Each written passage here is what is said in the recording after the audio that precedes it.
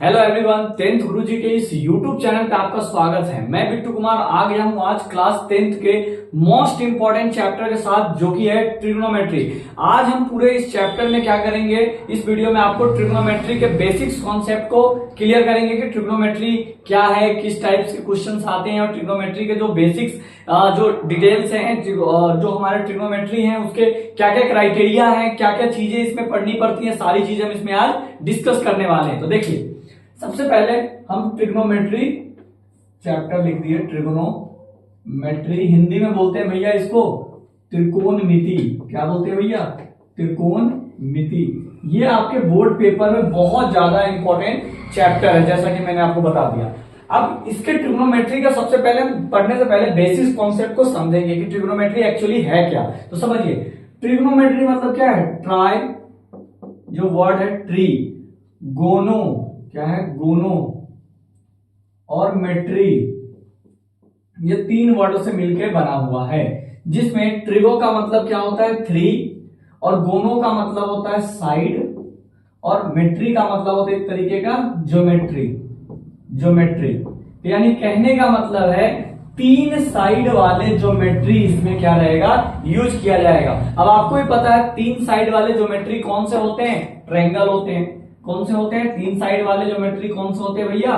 Triangle होते हैं। यानी त्रिकोणमिति का मतलब होता है हिंदी में देख लीजिए, त्रिकोण, कोण या साइड भी आप बोल सकते हो एक तरीके से, या मिति मतलब हो जाएगा ज्यामिति आकृति, कोण हो जाएगा एंगल, और ट्री मतलब हो जाता है तीन, जिसमें तीन कोण हो। तो तीन कोण किसमें होता है? वही बात, तीन कोण हमारे किसमें होता है? ट्रायंगल्स में होते हैं। तो यानी इसमें किसका यूज किया जाएगा? तो ओनली ट्रायंगल्स का यूज किया जाता है। आप हमेशा याद रखना, जब भी ट्रिग्नोमेट्री की बात की जाती है तो उसमें हम ट्रायंगल की चर्चा करते हैं। अब ट्रायंगल तो बहुत सारे टाइप्स के होते हैं, हम कौन सा ट्रायंगल इसमें लेंगे?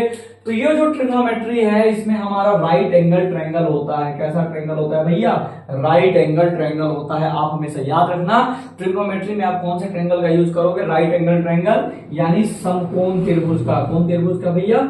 समकोण त्रिभुज का। और समकोण त्रिभुज को इंग्लिश में क्या कहते हैं? तो राइट एंगल ट्रायंगल। क्या कहते हैं? Right angle triangle. आप कहोगे राइट एंगल ट्रायंगल क्या होता है भैया? तो देखो, राइट एंगल ट्रायंगल वैसा ट्रायंगल होता है जिसका एक कोण क्या होता है? 90 डिग्री का होता है। कैसा होता है? 90 डिग्री का होता है, उसे हम राइट एंगल ट्रायंगल कहते हैं। और ये जो दो कोण, रिमेनिंग कोण बच गए, ये दोनों क्या होते हैं? न्यून कोण होते हैं, यानी एक्यूट एंगल होते हैं। दोनों 90 डिग्री से क्या होते हैं? छोटे होते हैं। ये भी 90 से छोटा होगा और ये भी 90 से छोटा होगा। ये तो इसका हुआ किताबी डिफिनेशंस की क्या होता है। अब जब मैं ट्रिगो पढ़ाता हूं तो मैं कैसे ट्रिगो को डील करता हूं, ध्यान से समझिए। जैसे आपको अगर ट्रिगो पढ़ना है तो मैं ये तो आपको किताबी बातें बता दिया। अब ट्रिगो के बारे में मैं अपने शब्दों में कुछ बताना चाहता हूं। अब जब भी ट्रिगो आएगा तो समझो ट्रिगोनोमेट्री क्या है? गांव है। क्या है? एक विलेज है। हमने क्या मान लिया? ट्रिगोनोमेट्री क्या है? गांव है। अब आपको भी पता है, हाँ भैया गांव है, तो गांव का क्या होता है? हर एक गांव का क्या होता है भैया? मैप होता है, डिजाइनिंग होता है। जैसे आपके भी जहां पे रहते हो उस गांव का भी कुछ ना कुछ मैप है, इंडिया का मैप है, ठीक है। उसी तरीके से ट्रिग्नोमेट्री गांव है, और इस गांव का मैप कुछ ऐसा है, कुछ ऐसा है। दिखा भैया? हाँ दिख गया। ट्रायंगल टाइप का इस गांव का मैप है। मतलब कि ट्रिग्नोमेट्री चैप्टर में आपको क्या करना है? ट्रायंगल यूज करना। पहले भी हमने बताया और अभी भी बता दिया कि ट्रिग्नोमेट्री क्या है? गांव है, और उस गांव का मैप कैसा है? ट्रायंगल का है, ठीक। अब ये एक एंगल कितना डिग्री होता है? 90 डिग्री। तो इस गांव कैसा है? तो समकोण त्रिभुज का जैसा है। कैसा है? समकोण त्रिभुज के जैसा है। कैसा है भैया? तो समकोण त्रिभुज के जैसा है, जिसको इंग्लिश में बोलते हैं राइट एंगल। क्या बोलते हैं? Right angle triangle. ठीक है भैया, यहां तक तो समझ में आ गया। अब ये जो दोनों एंगल बचा हुआ है, ये दोनों क्या है? एक्यूट एंगल है, यानी 90 डिग्री से छोटे होंगे। ठीक है भैया, ये भी बात हमें समझ में आ गया। अब देखो, हर एक गांव का क्या होता है? कुछ ना कुछ क्या होता है? बाउंड्री होता है। तो ये भी गांव जो है, जो कितने बाउंड्री से घिरा हुआ है? तो 3 बाउंड्री से घिरा। आपको भी पता चल रहा होगा, यहाँ से एक बाउंड्री, दूसरा बाउंड्री और ये तीसरा बाउंड्री, है कि नहीं? आपके गांव के आसपास भी क्या होगा?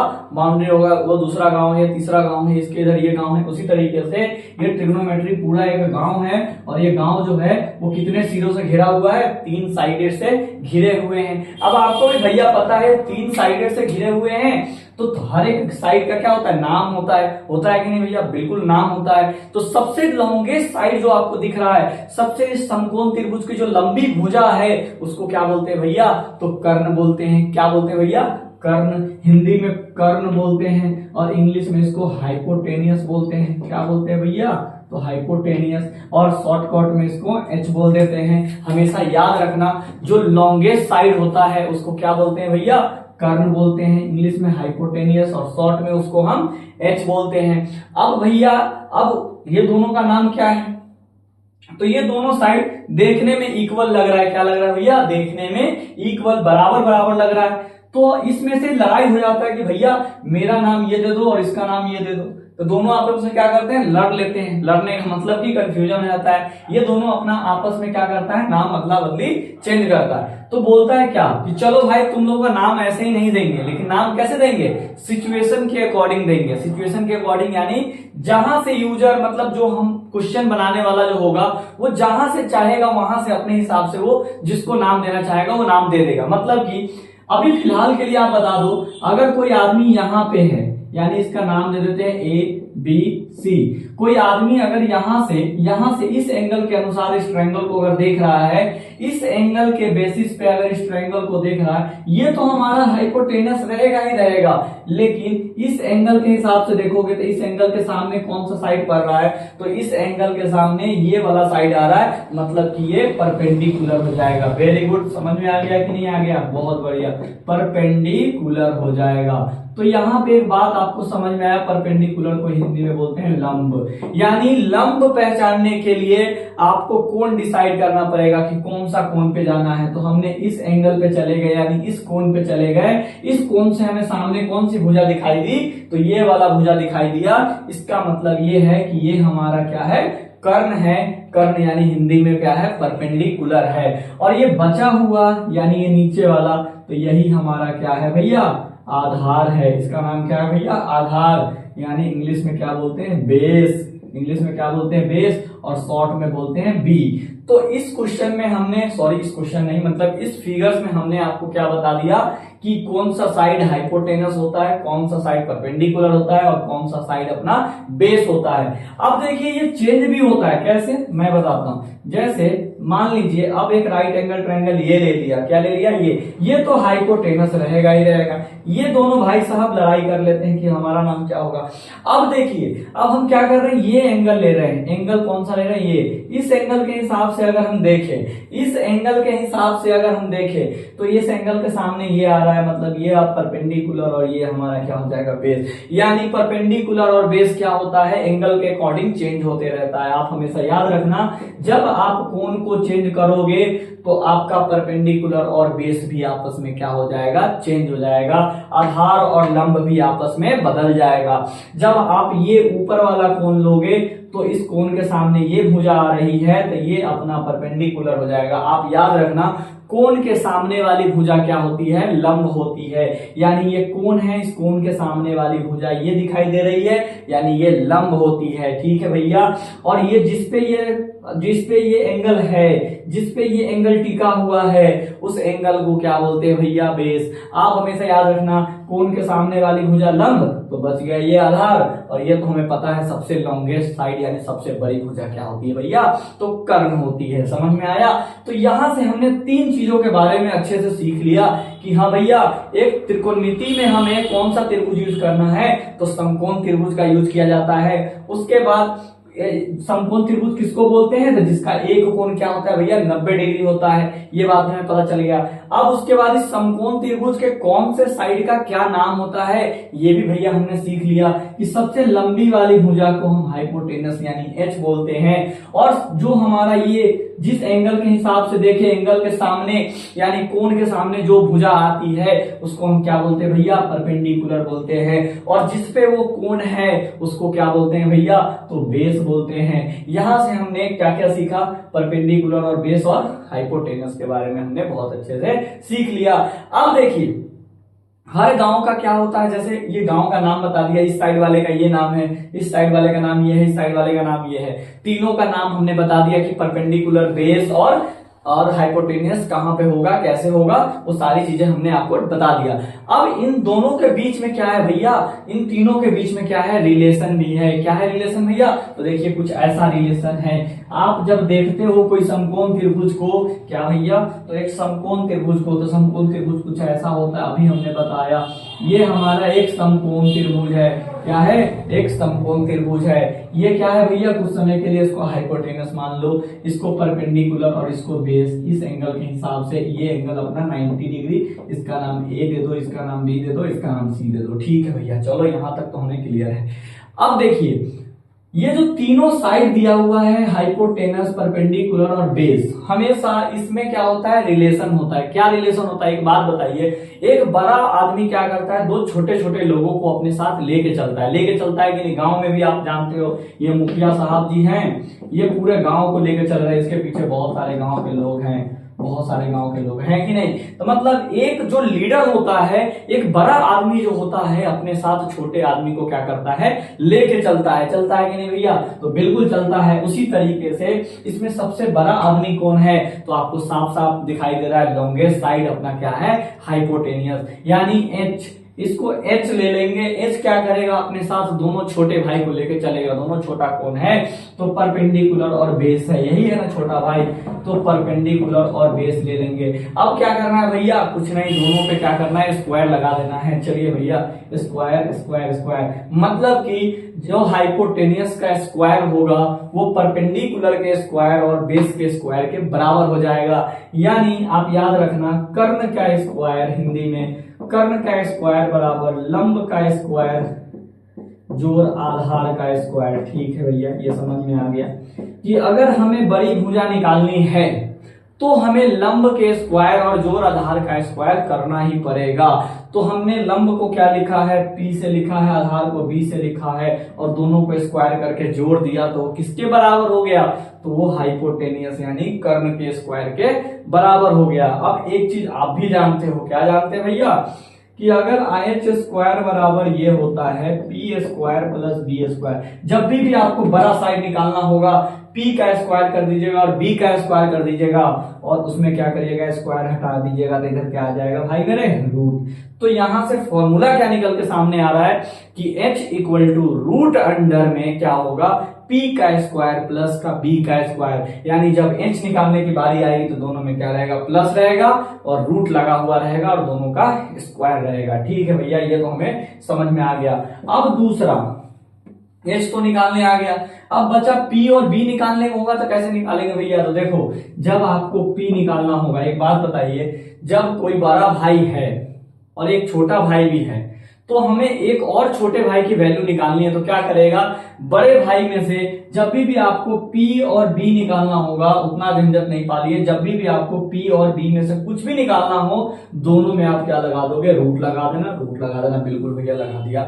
P निकालना हो या B निकालना हो, दोनों में पहले क्या लगाना, रूट लगाना। कोई भी H भी निकालना हो तभी भी आप क्या लगाते हो, रूट ही लगाते हो। H निकालना हो तो दोनों को प्लस कर देते हैं, और बस P और B निकालना हो तो बस हम क्या करते हैं, माइनस कर देते हैं। जैसे कि अगर हमें P निकालना है, ध्यान से सुनना, अगर हमें P निकालना है तो बड़ा साइड कौन सा है, h स्क्वायर, यानी बड़ा हमारा h है। अगर P निकालना है तो किसको माइनस करेंगे, B को माइनस करेंगे। ठीक है भैया, समझ में आ गया। जब हमें P निकालना है तो रूट अंडर h का स्क्वायर माइनस क्या करना है, B का स्क्वायर करना है।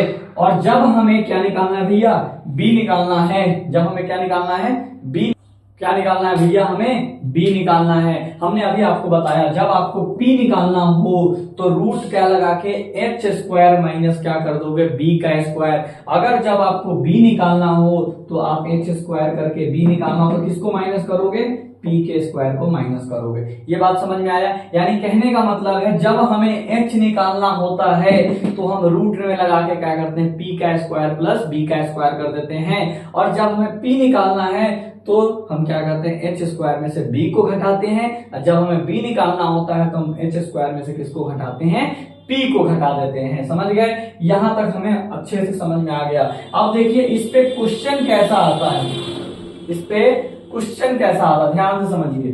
जैसे एक हमने समकोण त्रिभुज लिया, बहुत बढ़िया भैया, हमने एक समकोण त्रिभुज लिया।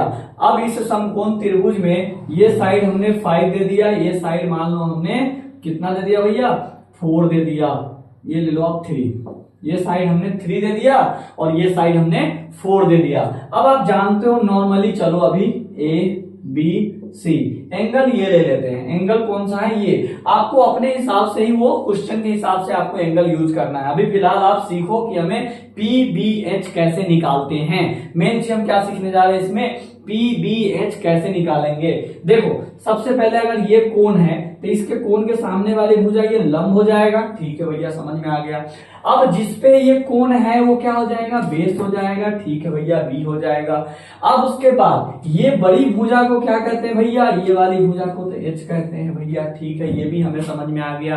अब क्या करना है, तो आपको क्या दिया हुआ है भैया, तो हमें भैया पी दिया हुआ है और बी दिया हुआ है, यानी हमें पी और बी की वैल्यू पता है, तो हमें किसकी वैल्यू निकालनी है भैया, एच की, यही एच बचा है। एच कौन सा होता है, सबसे बड़ा साइड होता है, अभी हमने आपको बताया। जब आपको बड़ा साइड निकालना होगा तो क्या करोगे, रूट तो लगाना भूलना नहीं है, रूट लगाना भूलना नहीं है। अब दोनों छोटा का स्क्वायर को जोड़ देना है, यानी P square plus B square, तो रूट में लगा के पी की वैल्यू कितनी है भाई मेरे 3, तो 3 का स्क्वायर और प्लस बी की वैल्यू कितनी है भाई मेरे 4, तो 4 का स्क्वायर, यानी 3 का स्क्वायर कितना होता है 9 और 4 का स्क्वायर यानी क्या होता है 16। 4 का स्क्वायर मतलब होता है 4 इंटू 4 यानी 16। स्क्वायर का मतलब होता है उस चीज का 2 बार मल्टीप्लाई, समझ गए, यानी 3 का स्क्वायर मतलब 3 इंटू 3, समझ रहे हो ना। अब देखो इसको ऐड कर दो तो 16 और 9 कितना हो जाएगा 25, और 25 आपको पता है किसका स्क्वायर है, तो 5 का स्क्वायर है, यानी रूट से बाहर निकल के क्या हो गया 5, यानी हमें साफ साफ यहाँ पे क्या पता चल गया कि h की वैल्यू कितनी है 5। तो हमने क्या निकाला, p और b दिया है तो उसकी हेल्प से हमने h निकाल लिया। ये चीजें आपको सीखना बहुत ज्यादा जरूरी है कि हमें p, b और h कैसे निकालना है। तीनों अगर पता है तभी आप ट्रिग्नोमेट्री के पहले चैप्टर को बहुत अच्छे तरीके से आप क्या कर सकते हो, बना सकते हो। एक और क्वेश्चन लेते हैं हम, जैसे कि इसमें हमने तो h को निकाला है। अब देखिए क्या करते हैं, एक हमने फिर से समकोण त्रिभुज ले लिया, बहुत बढ़िया भैया ले लिया। चलो अब ये ले लो आप, 5 दिया हुआ है, ये 4 दिया है, ये कितना होगा निकाल के बताओ। तो कुछ नहीं करना है, सबसे पहले तो हमें पता लगाना है दिया क्या हुआ है। तो ठीक है भैया, इसको हम क्या बोलते हैं, h बोलते हैं भैया। अगर ये कोण है तो इसको हम p बोलते हैं, नाम इसका a b c है। अब एक बात बताइए, हमें क्या क्या पता है इसमें, तो भैया मेरे h पता है और p पता है। क्या नहीं पता है, तो वो हमारा b नहीं पता है। अगर आपको b या p में से कुछ भी निकालना हो, हमने बताया अभी आपको, अगर b या p में से कुछ भी निकालना हो तो क्या करते हैं, माइनस करते हैं। सिर्फ h में हम क्या करते हैं, प्लस करते हैं, याद रखना। और देखो b में से b निकालना है तो माइनस करेंगे, किस में से माइनस करेंगे, तो सबसे बड़ी साइड यानी h स्क्वायर में से।